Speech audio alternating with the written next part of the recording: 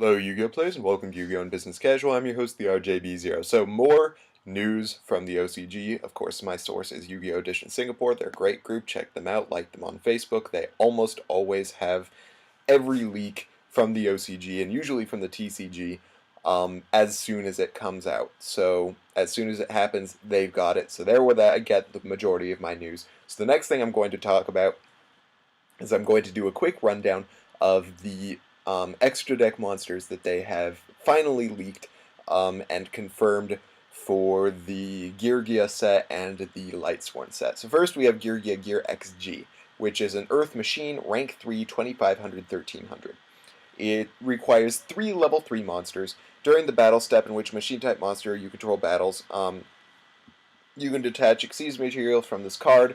Your opponent can't activate any spell or trap cards, or your opponent cannot activate cards or effects until the end of the damage step, and all face-up cards your opponent currently controls are negated until the end of the damage step. And then if it's sent to the graveyard, or when it leaves the field, you can target one other Geargiagear card in your graveyard, add that target to your hand. So this one's, it would be better in my opinion if it just required like 2 level 3 machine type monsters. That would make this card a lot better in my opinion.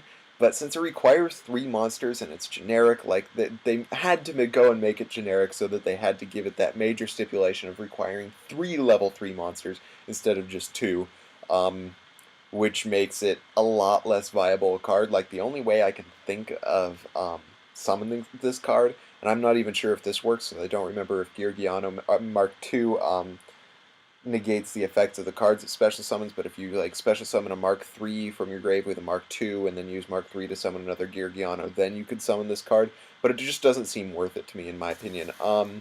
Would be a great card if there was a reliable way to put it on the board, but as things go, it doesn't look like it's going to be that great. But the big improvement comes from the Lightsworn Synchro, Lightsworn Arch Michael. Most of you guys know he's a Light Dragon, level 7, 2600, 2000 monster. He requires a tuner and 1 or more light attribute non-tuner monsters. His ability is once per turn you can pay 1000 life points, select and banish 1 card on the field. When this card is destroyed, you can select any number of Lightsworn monsters in your grave except this card and return them to the deck. Gain 300 life points times the number of monsters returned during your each of your end phases. Send the top 3 cards of your deck to the graveyard.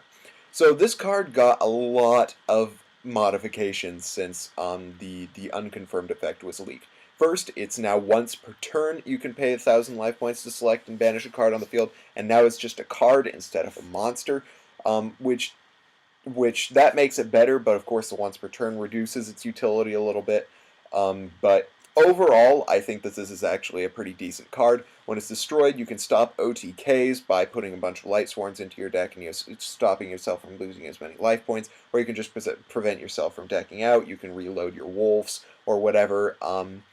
And, you know, since you get to choose how many monsters you put into the deck, that gives us a lot better utility because you can decide at the time what is the better move once it's destroyed, and then of course it does the Lightsworn milling thing. So I personally think it's a decent card. I know a lot of people who are of the opinion that it just totally sucks, but I actually think that it's pretty good, and it could give even more power to the Lightsworn deck. The other thing we know about Lightsworns and Geargiagear monsters is we know we are going to be getting Geargiagear, or the OCG is going to be getting Geargiagear, and Lightsworn Archer Ferris in the next V-Jump issue, and that'll be the November issue for the Geargiagear, and then the December issue for Lightsworn Archer Ferris. We don't know anything about either of them yet, but we do know that both decks are getting more support. So there you guys go. That's the update on the Lightsworn and Geargiagear stuff.